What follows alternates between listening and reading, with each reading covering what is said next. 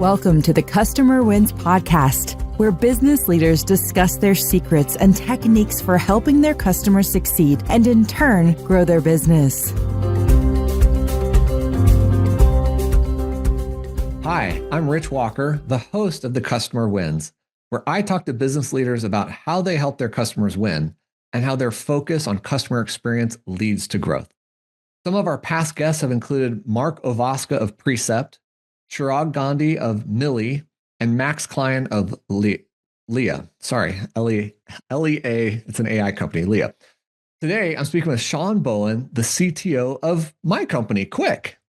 And today's episode is brought to you by our company, Quick, the leader in enterprise forms processing. When your business relies upon processing forms, don't waste your team's valuable time manually reviewing the forms. Instead, get Quick. Using Quick, you'll be able to generate completed forms and get back clean, context-rich data that reduces manual reviews to only 1 out of 1,000 submissions. Visit quickforms.com to get started. All right, Shawn Bowen is the Chief Technology Officer here at Quick, and he brings over 2 decades of experience transforming complex ideas into elegant, high-performing software solutions. Before joining Quick, Shawn has served as the VP of Software Development at Optimal Efficiency, where he led development of advanced digital artifact management systems for the U.S. Air Force Research Labs. And he was previously CTO at Owl ESG, where he architected a pioneering analytics platform that transformed how environmental and sustainability data is used by institutional investors. Man, I'm happy to have you here today, Shawn. Welcome to the Customer Wins.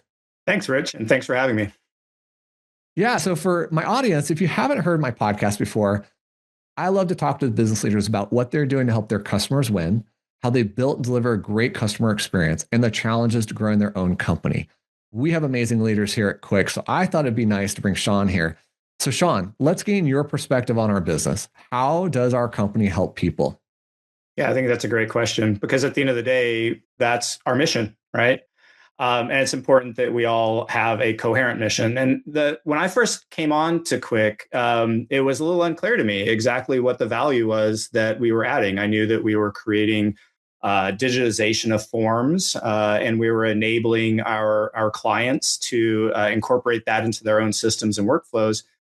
But what it really occurred to me is that as an API-first company, we're actually enabling really powerful automated services that couldn't exist otherwise. By and large, we tend to have the lion's share of all of the financial advisor forms within our library.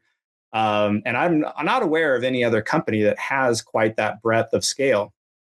So we power quite a few of the technologies that financial advisors rely on a day-to-day basis to get their work done. And we hear about it. If there's ever any disruption in service, that means that tens of thousands of people can't actually conduct their business and do their job. So it's something that I take very, I take to heart that without us, a lot of the work that's getting done is either going to be incredibly inefficient or just won't actually happen at all. Yeah, it's been pretty crazy over the past 20 plus years running this company, just how much of an impact we have. Mm-hmm. And unfortunately, you don't know it until you take it away from somebody and they're really, really upset. And you know, I hate to admit it, but we've had those moments while you've been here. And how has that felt to you when we've gone through those moments? Oh, it feels terrible. I mean, when we're letting down clients, I feel like that is an obligation that we have we failed to deliver upon. But there's the flip side to that. There's the times, the 99.9% of the time where we are doing a great job. And, it's just like internet reviews. You're going to hear about all the bad stuff because that's what motivates people to reach out and activate. You don't often hear about all the good stuff. And so the entire picture doesn't become clear until you really start doing the metrics and you see that we're delivering on our promise at a very high rate. And that's what makes me feel good and proud about the work that we do at Quick, is making sure that our clients almost don't even remember us. I know that sounds weird, but as an API company, our solution tends to only be visible when there is a problem. When things are going great, that's the best solution for us. And people don't ever think about Quick. So in some ways, it's it's great to have our name out there. But it's also wonderful when you haven't heard from a client for a few months, and when you do contact them, they tell you everything's going great. So yeah, those times where things aren't going wrong, those are important for us to remediate and take seriously. But I try not to bring down the overall experience of the value that we provide at Quick. Yeah. A mentor once said to me, Rich, buy a suit nobody's going to comment on. That's not what you want them to notice about you. Right. So it's kind of like that. We don't want Quick to be noticed all the time, because who cares about the brand of paper they're filling out on or working on? What we care about is, did they get to do the work they need to do in the most efficient manner? Was it a good experience versus a terrible experience filling it out? Let me go back, because look, on this show, I typically talk about the customer wins, and we tend to be very positive. And I didn't plan this, Shawn. It's just coming to light. I'm thinking about this going, we never talk about the bad. Yeah. And so when we have a bad, the bad is an outage, a bad is a hiccup, a customer can't do what they need to do for some period of time. I want to kind of play this out. We know that's a bad experience for the customer, but what do we do internally? How do we solve that? How do we take that feedback and change and evolve and grow? What do we do in that experience to make it a better, both kind of navigate that difficulty and have a better outcome down the line? Yeah. I think that is the crux of turning something bad into a learning and growth opportunity, right? There's mistakes that will be made through the course of any career and any business enterprise. That's unavoidable. But the mistakes only become true failures when they aren't acted upon. And what I mean by that is that you need to close the feedback loop. So we started on the journey by producing a product that our customers use. That product will invariably have issues with it, either bugs or user experience issues that we could improve upon. And what we want to do is, when those circumstances arise and we're notified them or we're proactively aware of them, that we add that back into the feedback loop of the software development lifecycle. So it's important to capture the failure and then have a postmortem on the failure, understand what was the cause of that failure. The root cause is what we usually call that. And then we try to identify different ways in which we can mitigate our risk of having that root cause occur again. Sometimes it's pretty easy. Software bugs that are just obviously discernible, we can fix, and we can just take care of those in a patch. Others that tend to be more complex are things that are process related. Those are the ones that I don't want to say keep me up at night, but those are the ones where I really want to spend my time to ensure that, from a process and a culture perspective, that we don't continue to make the same mistakes. And if we can do that successfully, if we can produce the product, evaluate the risk, capture any sort of issues that occur, determine somehow to mitigate that and feed that back into the life cycle, then we've won. And I believe that when we win, the customer wins. So when you take a look at how do we handle any of the bad, is we try to turn it into something good. We try to turn it into a learning opportunity, a growth opportunity. And from a software perspective, just making sure that our software is more safe, more scalable, more enterprise ready. So I'm going to give some inside baseball here and tell people a little bit about how we handle emergencies and problems, because people just don't know what we're doing behind the scenes. Sure. Somebody will send us a message in a number of manners to say, I can't print forms, I can't generate, whatever it is. And what happens then is we try to validate it. But especially if it's more than one customer, we go into Slack, that's our communication tool, and we have a 911 channel. My gosh, that thing lights up when there's a problem, because it's not just one person. Everybody stops what they're doing, dives into 911, and they figure out, what can I do to help? Right? You've seen it. Well, there's that first moment of, man, a 911 just popped up, and it's company wide. Everybody's feeling it. If you're in a meeting and we see a 911 pop up, everybody's aware of it. Yeah. But then that activates, right? And it's really, I don't know if exciting is the right word or gratifying. I'm not sure what the right word to assign to this is, but there's a good feeling when you see everybody jump onto it in a way that is team oriented. Everybody knows their roles. By and large, if it's a 911, we're stopping what we're doing so we can address it, especially if we're immediately involved in it. And it's really neat to see that type of teamwork and camaraderie that comes out of those processes. Again, it's 911, so that can't be classified as something that we're excited to have happen. No. But the way in which we approach and handle our 911s, I think, speaks well to the team and the culture that we've developed here at Quick. Yeah, and we have evolved a lot in this process over the past 5 years because we're paying attention to what customers want, so they can subscribe to status updates and get messages. And then when there's a 911 and we validate it as a real incident, they're getting messaging. We're trying to be more proactive with them. You have implemented something in our company I didn't even know was possible, and I'm going to ask you to describe it because I'm not going to get the wording right. But we have now gone to customers and said, "Tell us about your, what would you call it, API contract? How do you interface with us? Talk about that." Sure. So I just came on board with Quick about a little over a year ago now. And one of the process improvements that was very near and dear to my heart was migrating to a true CI/CD environment. The bottom line here is that CI/CD just means that when code is committed after a software developer finishes their work and it's been peer reviewed, it gets deployed all the way out into production. Now, that probably sounds pretty scary, and it would be if we didn't have guardrails around that. And so one guardrail that a lot of people may have heard in the technology space would be unit testing, for example. But that really just scratches the surface, and it only does one type of automated testing. The type of automated testing, Rich, that you're referring to is called contract testing. And as an API company, our product is the API surface. We call that the contract. It's the contract we make as a server to the client, which is our partners and our clients. That's what they're actually interfacing with.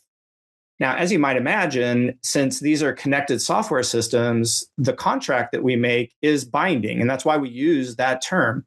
If we were to change something about our API, that would materially affect all of the customers that are using our software.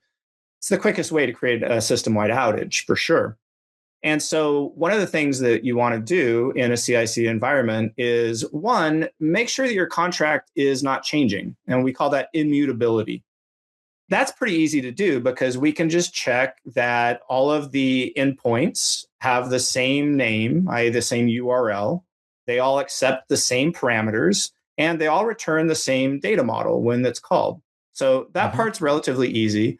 But again, just like unit testing, it only tells you part of the story. That tells us that, yes, the contract has remained the same and that when somebody calls into our API, the calls will be accepted. What it doesn't tell you, though, is what will actually happen when a real life client calls that API.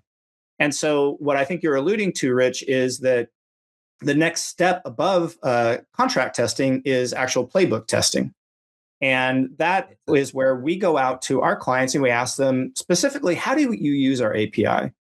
In what sequence are you calling these endpoints? And what are some typical payloads that you're sending to those endpoints? And what is your expected model that you're expecting to get back when you make those calls? So that allows us to not only do the unit testing we talked about earlier, but it allows us to make sure our contract is never changing. And the gold standard is then we're actually going to be calling into our production-like environments with those very similar calls that our clients would be calling and getting the same results or getting expected results. Now, if any of these steps fail, then that deployment I talked about from the developer's perspective fails and the pipeline stops and we don't have any deployment out to production, so we don't have any failures. But then we need to remediate. We need to figure out why that there is an issue, and then we need to set a patch up the pipeline and return on the CI/CD environment. So long-winded way of saying all of these tools and techniques allow us to remain nimble and agile by having lots of deployments on a rapid basis, but it also gives us that safety and security to ensure that we're not breaking things inadvertently. Okay, I'm going to use a really bad analogy because I'm not even a coffee drinker, but this is kind of like saying if the barista makes a coffee your way and we change the machine in the background, she should still be able to make the coffee in the exact same way, right? Sure. Yeah. You expect the outcome I, to be as the identical. customer, shouldn't care, right? You should not care. Or even the coffee beans, as long as the coffee beans taste the same where they were sourced from. Now, I know I'm offending a lot of people because they're going to say there's no such thing as two different coffee beans that taste the same. But you're right. Our customers shouldn't have to be concerned with how we're doing our implementation. They should care about the surface, and that's what they do care about. They care about the API surface, how they're calling in, and the expected results from that. Everything that happens behind the scenes from there is a black box, but it's on us to make sure that black box is reliable and always available. Look, being an API first company, I want to kind of spell this out for people because they may not really understand this. There's lots of APIs. They're interfaces for how software communicates.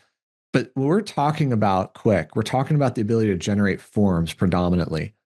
Most people don't realize there's some 250 API parameters to generate a single form. So the combinations are infinite for what customers can do. And it's stymied us sometimes, right? We roll out something. I'll give you a case. We rolled out something where we fixed a bug, which just changed how the parameter was working. Not the value that went into it or not, but just how it worked because we fixed a bug. What we didn't know is a customer expected the bug. I know the exact scenario you're talking about. And that's absolutely part and parcel of being an API company. You just don't know how people are going to use your APIs. It's often going to be in novel and unique ways that we didn't anticipate. That's why it's absolutely critical for us to not just monitor what we're doing, but monitor and understand what our clients are doing and what they're relying on. Because at that time, we didn't have deep inspection of the customer's playbook. So we were unaware when we rolled this out that this side effect that customer was relying upon was actually going to be a big problem. We learned later, but that's exactly the way we don't want to learn, is by the client giving us a call. We want to be proactive about that. And so, that was a perfect example of one of those scenarios where if you're not actually checking what your clients are really doing and how they're really using your system, then you're only operating with part of the picture. And it's not a very clear picture at all in my mind. Yeah, look, I hope my audience isn't bored with tech talk, but really if we elevate this is about understanding customer expectations and meeting those expectations consistently as your business evolves and grows and scales and changes. So let's turn to a more exciting topic, Shawn. Sounds great. We never have enough time to talk. You're in California, I'm in Texas. We just never have enough time to talk. And one of our favorite topics is AI. Oh, for sure. All right. What is your view of how AI is transforming Quick? Wow. In so many ways. And sometimes I'm just going to take a step back and say that I've been in professional software development, like Rich said, for actually 30 years. And I have seen throughout the course of my life 3 major changes that have impacted society and have been brought about because of the advent of technology. The first was the personal computing revolution, right, in the early 80s. I remember getting our first 286. It was a profound moment for me, seeing the possibilities and the empowerment, really, that this computing created. And then I got to see, after college, the internet explosion. And we went from the idea that a person as an individual could do computing to we as a society are working together to do computing. And that changed everything, right? Yeah. All the way from the ride share and the gig economy to Amazon and the downward pressure that places on brick and mortar institutions. I can't, in my mind, I just think it was such a profound moment where our society changed dramatically, mostly for the better. I'm always an optimist, but it would be naive to say that there weren't downsides to that adjustment as well. Yeah. And that brings me to AI, because I believe wholeheartedly that AI is going to be as impactful, if not more impactful, than the two revolutions that came previously. And it's wild to think that this has all happened in my lifetime. So the good, boy, it's a huge force multiplier. And in very real ways, it's also an egalitarianism of software development. I'm going to give you just a brief anecdote that has nothing to do with Quick and everything to do with my home life. My son is getting ready to leave for college.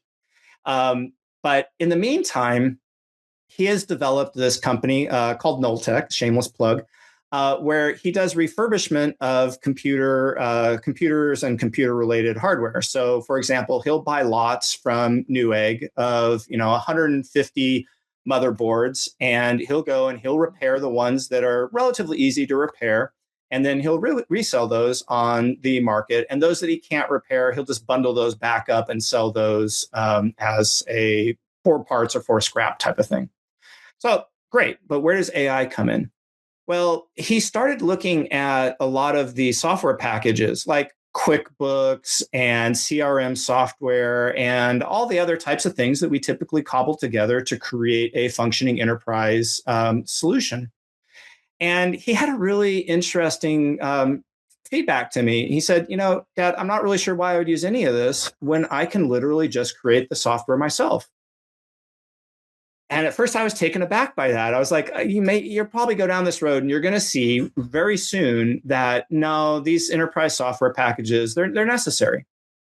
Well, and I'm not exaggerating, over this last weekend, he put together an entire application. It's a desktop application using React and no, won't get into the details, but it does everything. It does inventory management for him. It does his tax planning. There's this website that he buys his lots off. It scrapes the information from those websites.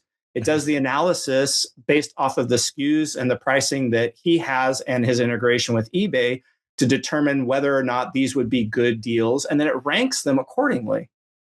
And then as he goes through and purchases them, it will actually keep track of his inventory, his profit and loss. It's bonkers.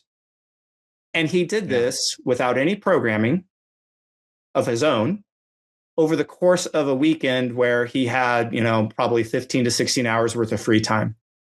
And so that's where I see the real power and the excitement of AI is it's empowering and enabling us to do things at an individual level that we weren't able to do before. Now, from a quick perspective, we have just embraced AI in a way that is super exciting and also at times somewhat scary because when you're on the bleeding edge, it's hard to know whether or not your investment is going to pay off. So, Rich, as you know, we've spent the last year working on developing AI solutions, processes, and methodologies within our organization. And at this point, I'm starting to see real material gains in both our throughput and productivity. But also in the quality and consistency of the code that we develop. One of the things that I'm really excited about is the way in which AI can assist our programmers in actually creating best of class solutions. Some of our programmers are more junior than others. And for those that are less experienced, AI creates a really good tutorial for them for how to architect a system, a really good tight feedback loop. So they're not always relying upon our seniors to come in and mentor. It also gives them the ability to basically do some self-mentoring as well through AI. We're also using AI in a very interesting way now with our pull requests. So for every to take a step back, every time a software developer submits source code, another of their peers is responsible for reviewing that. So we always have two eyes on any piece of software that's produced. Well, we've now implemented AI-based pull request reviews as well. So in addition to the human that will always be involved in that process, we now also have an AI agent that is in addition to that, that's also reviewing it. And we've had some really great catches from the AI that our own peer review people didn't catch. So overall, I'm seeing it as a force multiplier. It's allowing our engineers to work faster and spend less time on the scaffolding and more time on the actual problem statement. And it's also allowing us to ship code more safely by making sure that we always have eyes and ears on the pull request to ensure that when we actually do promote this into a deployed code base, that we're not falling into any sort of unobserved issues. So yeah, I've been really excited about it. And there's some downsides to it as well. It's pretty easy, I think, for people to become over reliant on it and not apply their own critical thinking. So that's why I always caution the engineers to think of AI as a tool, an assistant, maybe even an employee. But as an employee, you're the manager and you're responsible for their work. So you need to review it and you need to make sure that it aligns with all of our best practices. Yeah. I didn't ask you the question directly, but you're actually answering it, which is how your role in technology is improving customer experience. And one of the key things that you're doing is mitigating bad experiences. You're reducing the number of bad experiences. Look, we have a mature product. There are new products that we are producing, but Quick is a 20-year-old company. We have a mature product. It has market fit. It's a great solution. Really, from my perspective, with regards to that particular product, our core forms business, most of what we need to do is make sure that we're just providing the service that our customers deserve, which is uninterruptible, low latency, all of those type of features that you expect from an API. In other words, you just forget about it. It just works.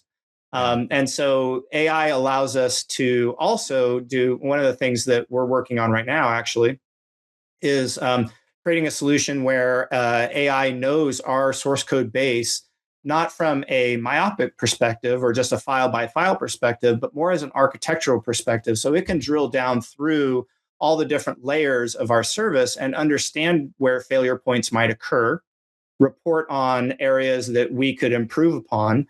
And in certain cases, we're even experimenting with, for small tasks, AI just completing the task for us. So it's it's an exciting time to be alive, for sure. Yeah. Look, I wanted to talk about this project actually of creating documentation, AI-based documentation for the purpose of AI against the code base, because anybody out there who's listening who has a 5, 10, 20-year-old company like we do, we're in 24 years now, and you have legacy projects and you have supporting architecture that's old and you want to modernize it. The question becomes, how do you reinvent it? How do you modernize it? And one of the things I want to point out to people is that AI is not just a bandage. To be a force multiplier, you have to give it the right context. And sometimes that means doing projects and work to be able to lift that into context. So going through all our code bases and coming up with a model where AI can understand it and see it holistically is a foundational piece to let us go to the next level of modernization or speeding up tasks or training new employees, right? Yeah, for sure. And I like the way that you describe it as, when we're managing a person, they need to have context, right? And that's why we have started talking about AI as an employee or as a group of employees. Because at the end of the day, if I were to hire somebody and just give them a task without any context, the likelihood that task would be completed successfully is just about zero. What I need to do is I need to make sure that I'm handling that same proper HR procedure of onboarding and getting them ready and prepared to actually do the work. And so when we talk about AI, it's great to just go to ChatGPT or Claude and type in a question and get an answer.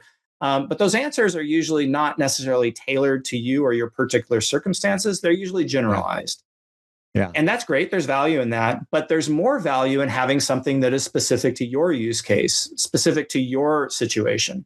For that, it needs context. And so one of the projects that we are just wrapping up right now is a project where we're allowing AI to scour all of our repos and pull out information about that you might think of it as like an executive report about each one of those repos and all of the code that's contained inside of it.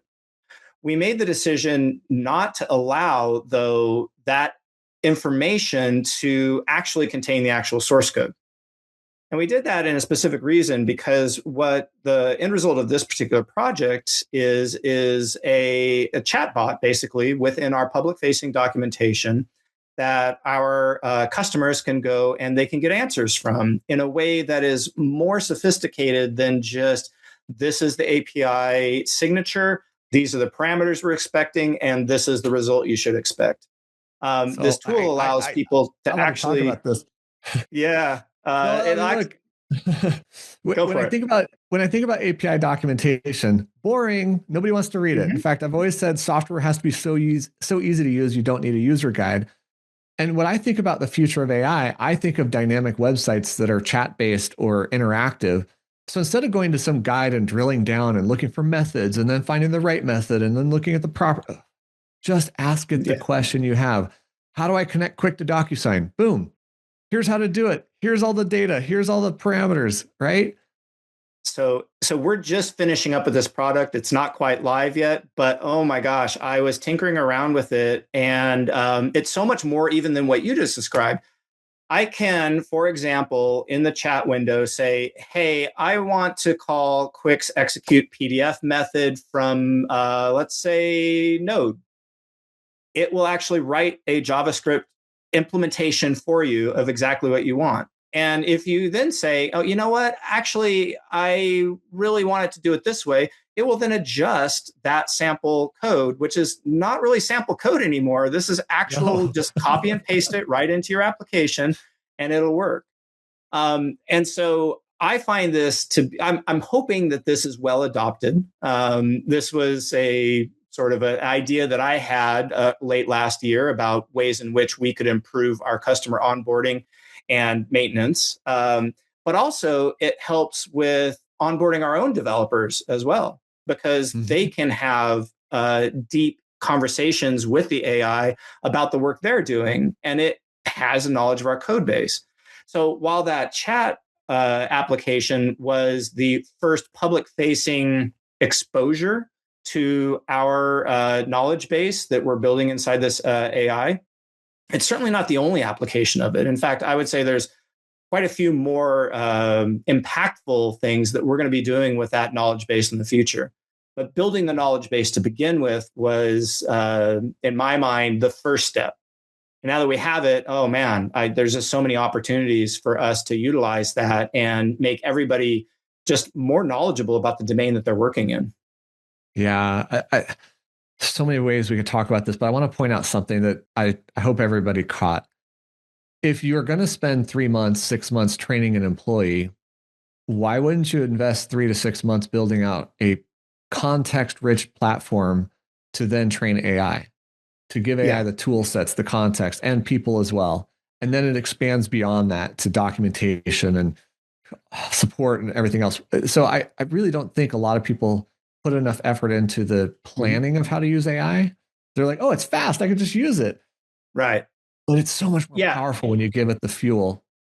We were just having this conversation earlier today too about like what are the safe harbors that we can give to AI and allow them to understand about our company? Because in my mind, the more AI knows about our company, the more valuable that AI becomes. But there's a fine line, because there's certain information we don't want to be in the AI model, and we need to guard against that. So one of the things, for example, for a public-facing chatbot, we didn't want the actual source code to ever be leaked, right? That's intellectual property. But it extends beyond that. From an internal perspective, we were talking about email, and I think we both agree that email is off limits. That's private information, shouldn't be part of the AI model. But then there's more question mark ones. Should all our Jira tickets be in there? Should all of Confluence be in there? Should all of our Dropbox documents be in there? And it really becomes an it really becomes an interesting question about what is going to provide contextual value to AI and what do we need to safeguard against? Because again, AI is a tool and we can't abdicate our responsibility to AI. We need to do so in a responsible way that protects not only our organization, but the individuals working for our organization and any of our partners or clients that work with us as well. Yeah. Man, there's so many more directions we could go, but we're out of time, Shawn. So before I get to my very last question, what is the best way for people to find and connect with you and us? Yeah, for sure. So I'm on LinkedIn. You can find me under Shawn Bowen, Quick CTO. And of course, finding Quick is easy. Just go to quickforms.com, or you can simply type it into your Google search engine, Quick, and I'm sure we'll come up in no time flat. Yep. All right. I get to ask my favorite question. Who has had the biggest impact on your leadership style and how you approach your role today? Yeah. And that's a really easy question to answer. It absolutely has to be my wife. So I've been in the software industry for 30 years, and I've been with my wife for 30 years. And I like to say that my wife has taught me more than any experience I've ever had in the software industry. She's taught me how to be a kind but effective leader. She's taught me how to make tough decisions, and how to do those with confidence. And really how to prioritize what I should be doing as a leader. So I really just can't say enough. She's the most wonderful person I've ever met in my life, and I'm very lucky to have her on my side. Yes, you are, and as we are too. Yes. The partner you choose for life changes your life. So congratulations on choosing right. Oh, thank you. All right. Well, I definitely, I married up, if you will. All right. So a big thank you to Shawn Bowen, our CTO here at Quick, for being on this episode of The Customer Wins. Don't forget to check out our website at quickforms.com, where we make processing forms easier. Hey, I hope you really enjoyed this discussion like I did. We'll click the like button, share this with someone, and subscribe to our channels for future episodes of The Customer Wins. Shawn, thank you so much for joining me today. Thanks again, Rich. It was a pleasure. Thanks for listening to the Customer Wins podcast. We'll see you again next time, and be sure to click subscribe to get future episodes.